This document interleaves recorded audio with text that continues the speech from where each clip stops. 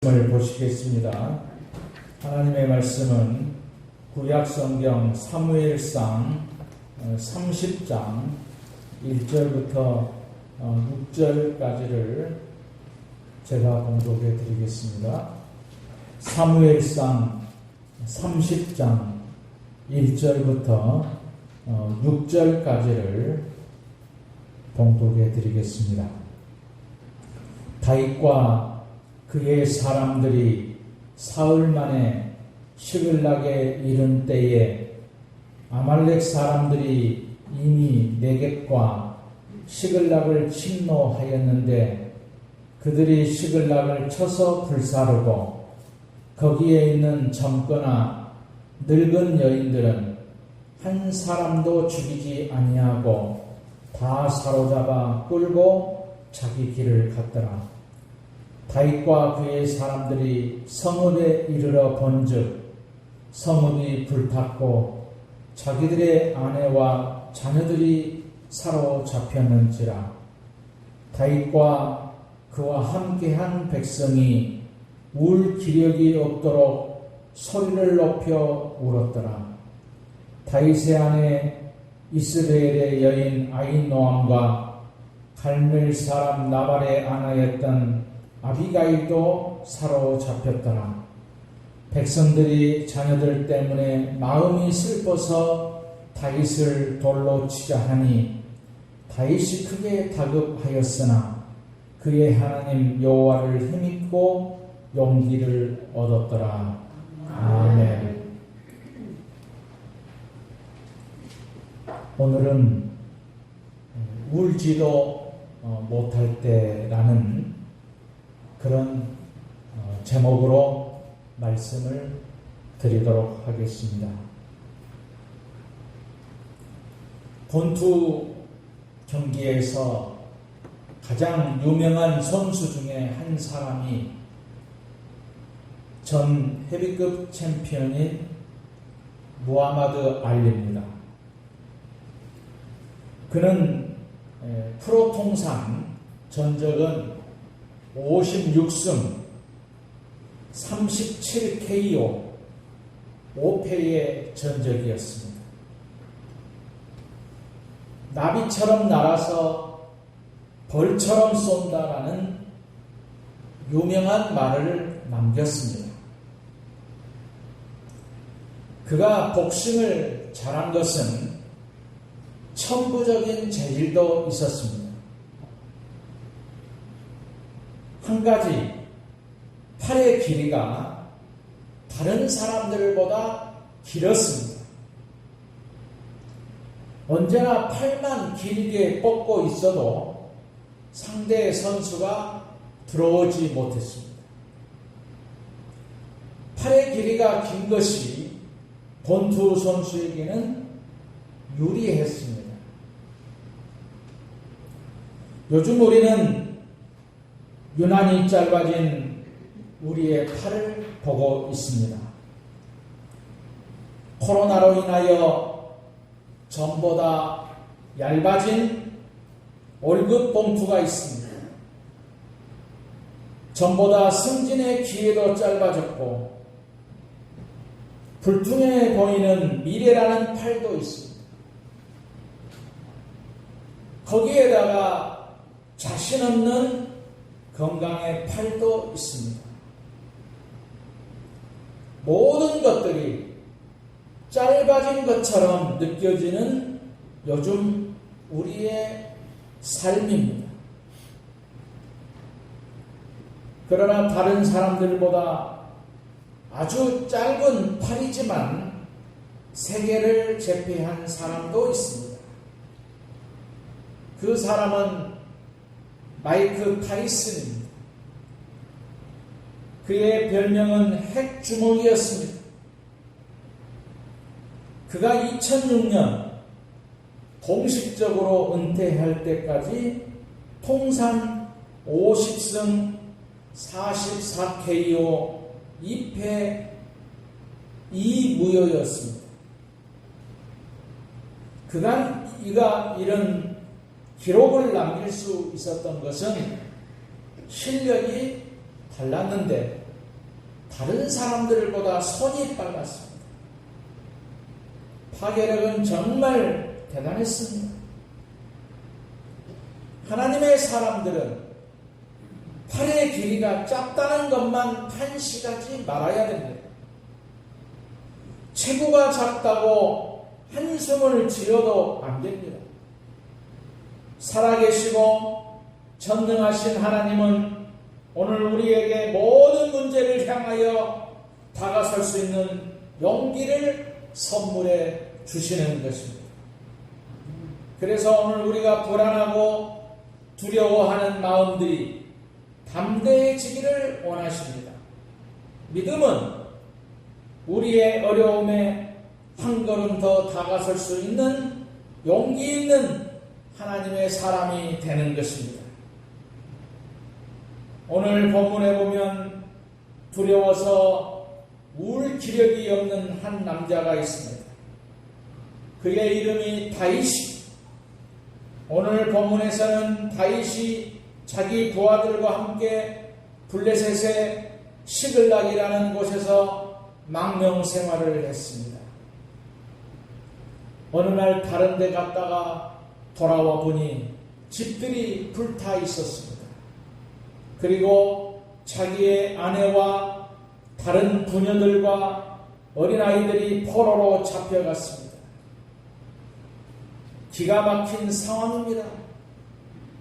더 기가 막힌 것은 자기를 따르던 400명의 군사들이 돌을 들어서 자기를 치려하고 있습니다.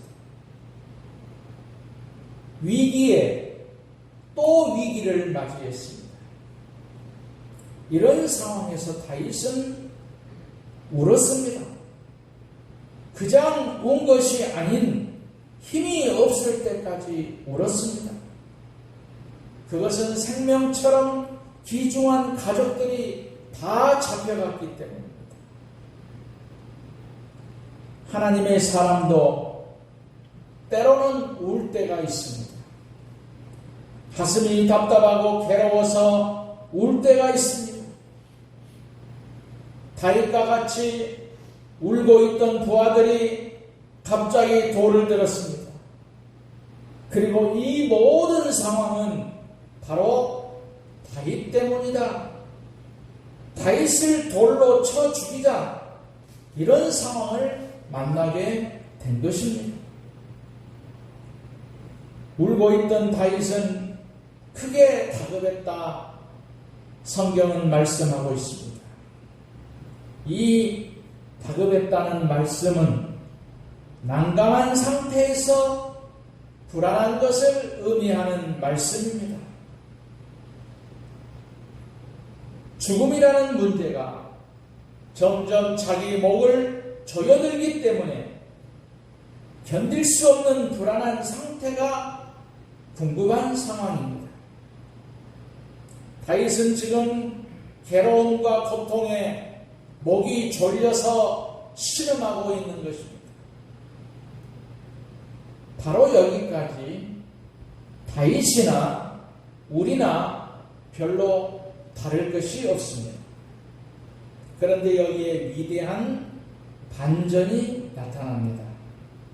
오늘 본문 6절에 보니까 백성들이 자녀들 때문에 마음이 슬퍼서 다윗을 돌로 치려 하니 다윗이 크게 다급하였으나 그 하나님 여호와를 힘입고 용기를 얻었더라라고 말씀하고 있습니다. 사람에게 이런 상황이 오면 절망합니다. 때로는 죽음을 생각합니다.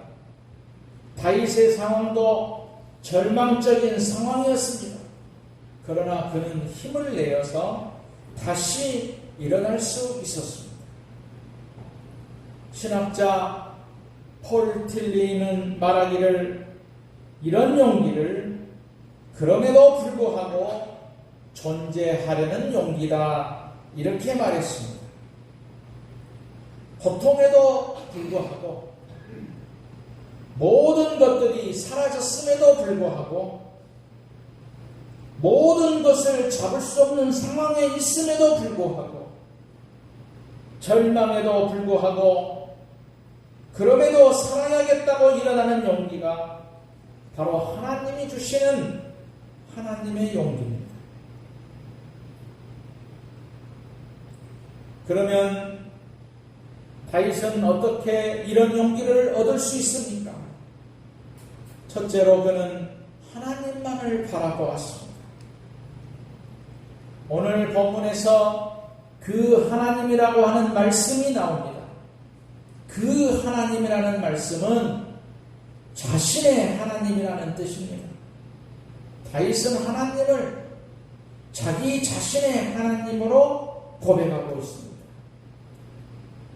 아무것도 없다고 절망하던 이 다윗이 비로소 자신의 하나님을 바라보게 되었습니다.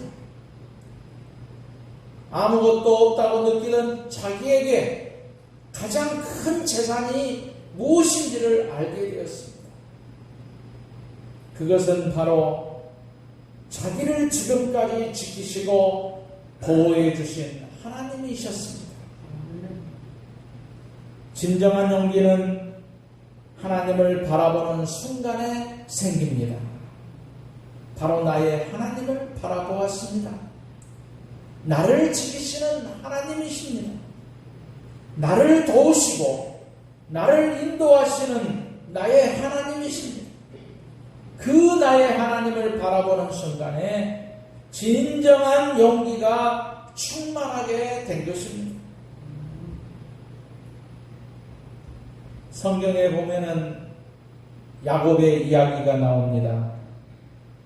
형 에서의 미움을 사서 도망가던 야곱이 돌베개를 베고 루스 들판에 잠들었습니다. 그는 하나님이 멀리 있다고 생각했습니다. 그러나 하나님이 나타나셔서 나는 내 조부 아브라함의 하나님, 내 아버지 이삭의 하나님, 이제 너와 내가 내 자손에게 이 땅을 주리라 말씀하셨습니다. 이 말씀을 다시 해석해 보면 나는 너의 할아버지 아브라함의 하나님이다. 나는 내 아버지 이삭의 하나님이다. 하지만 바로 너 야곱의 하나님이다. 이런 말씀입니다. 그때 야곱이 하나님이 바로 여기 계시구나. 용기를 얻었습니다. 그리고 자신이 베개를 했던 돌로 제단을 쌓았습니다.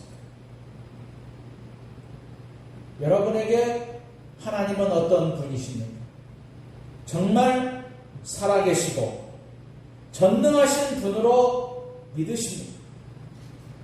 다윗은 살아계신 하나님을 바라보았습니다. 다윗은 자신의 하나님으로 고백하면서 용기를 얻었습니다. 오늘 우리도 나의 하나님으로 인정하는 순간 우리 삶 속에 진정한 용기가 충만하게 되는 것입니다. 모든 사람이 다 우리를 버려도 하나님은 절대로 우리를 버리지 아니하십니다. 하나님이 나의 하나님만 되시면 우리는 걱정이 없습니다. 그래서 사도 바울이 로마서 8장 31절과 37절에서 이렇게 말씀하고 있지 않습니까? 하나님이 우리를 이해하시면 누가 대적하리요? 이 모든 일에 우리를 사랑하시는 이로 말미암아 우리가 넉넉히 이기느니라. 그렇습니다. 우리를 사랑하시는 이로 말미암아 우리가 넉넉히 이길 수가 있는 것입니다. 두 번째로 그는 여호와 하나님이라고 말씀하고 있습니다. 이 말씀은 약속을 지키는 하나님이다라는 뜻입니다. 하나님의 이름은 여러 가지로 나타납니다. 그 중에 특별히 여호와 하나님이라고 나올 때는 하나님의 약속과 관계가 있습니다. 하나님이 하나님의 백성과 약속을 확인하고 싶을 때는 반드시 나 여호와가 라고 말씀하십니다. 지금 낙심한 다윗에게 나타나는 하나님도 여호와 하나님이십니다. 약속을 지키는 하나님이라는 말씀입니다. 신실한 하나님이라는 말씀이지요. 계약을 이행하는 전능하신 하나님으로 지금 이 시각에 다가오고 계시는 것입니다. 다윗이 지금 비록 도망자의 신세입니다. 아내와 가족들이 다 붙잡혀 가버린 처지. 그러나 하나님의 약속대로 다윗은 왕위에 오를 것입니다. 그것을 믿었습니다. 잃어버린 것 모두 다 그 하나님의 은혜로 그 약속대로 다시 회복하게 될 것을 그가 믿게 되었습니다. 여러분은 하나님을 어떤 하나님으로 알고 있습니다. 저 높이 혼자 계신 분으로 알고 있습니다. 아니면 아주 까다로운 할아버지처럼 내가 조금만 잘못해도 이놈하고 벌을 주시는 분으로 알고 있습니다. 하나님을 여호와 하나님으로 믿으셔야 됩니다. 약속을 지키시는 신실하신 하나님으로 믿으셔야 됩니다. 이런 하나님을 믿는 자는 용기를 얻을 수 있게 되는 것입니다. 사람은 약속을 깨는 일이 종종 있습니다. 빈번하지요. 그러나 하나님은 한 번도 약속을 깨시는 일이 없습니다. 그래서 우리는 약속을 지키는 신실하신 하나님을 믿어야 됩니다. 약속하신 것을 반드시 이루시는 하나님이십니다.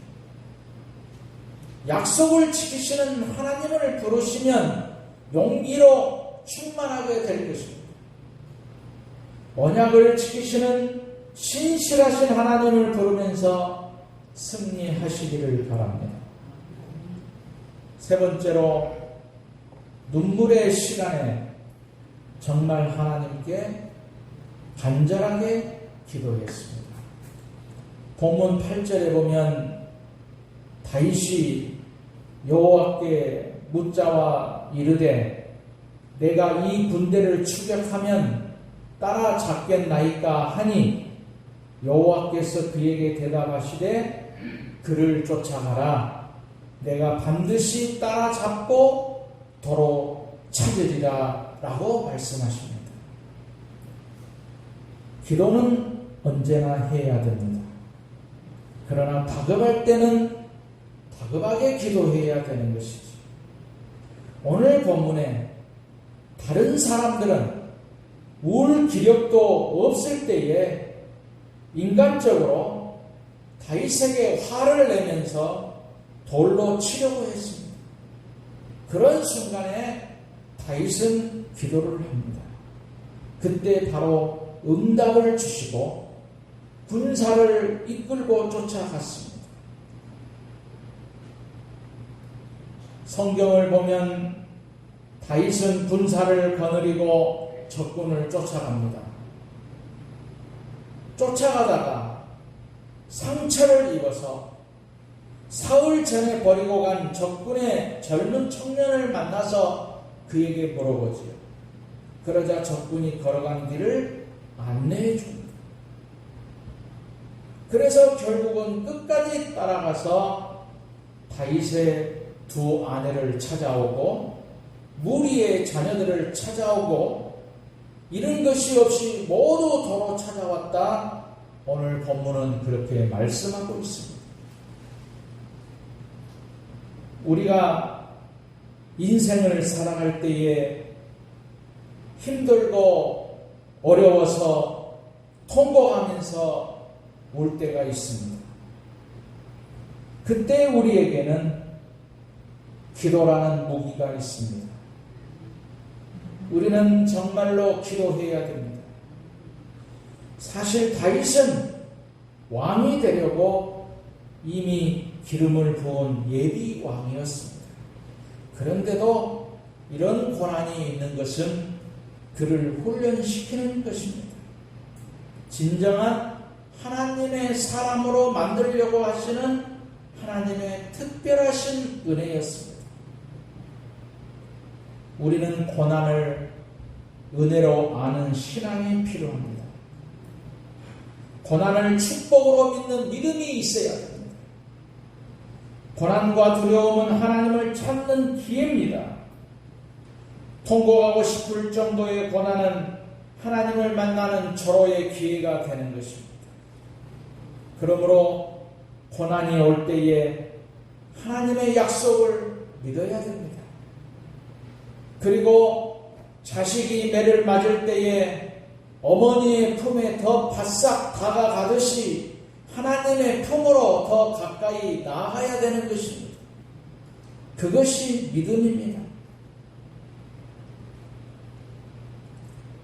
나 같은 죄인을 살리신 찬송가 405장을 작사한 사람은 존 뉴턴입니다. 이분이 사람의 종류를 세 가지로 나누어서 말했습니다. 첫째는 요나 같은 사람이 있다고 했습니다. 문제가 있을 때마다 요리조리 도망 다니기를 좋아하는 사람을 말합니다. 문제를 겁쟁이처럼 도망치면서 술을 마시며 피합니다. 사람을 만나서 피하는 사람도 있습니다. 둘째는 달리는 말 위에 말목을 잡고 달린 사람입니다. 허겁지겁 돈에 끌려 다닙니다. 사람에 끌려 다닙니다. 정신없이 온통 걱정과 괴로움에 끌려가고 있는 종속형 사람을 얼마든지 볼 수 있습니다. 하나님을 믿지만 걱정이 끄는 대로 말목을 잡고 있는 사람이 있습니다. 세 번째는 창조주 하나님을 의지하는 사람이 있습니다. 주님에게 모든 것을 맡기고 사는 사람이죠. 이런 분이 가장 용기를 가진 능력의 사람입니다. 지금 여러분은 어디에 끌려가고 있습니까? 과연 주님과 동행하고 있습니다. 우리가 살면서 두려움과 고통 때문에 울 기력도 없을 때가 있습니다. 그때 하나님을 찾으시기를 바랍니다. 그러면 우리 주님은 울지 말라고 나를 안아주시고 울 기력이 없을 때도 하나님 앞에 기도하시면 하나님께서 눈물을 씻어주시는 놀라운 일이 일어날 것입니다. 이런 축복 여러분이 받으시기를 주님의 이름으로 축원드립니다. 아멘.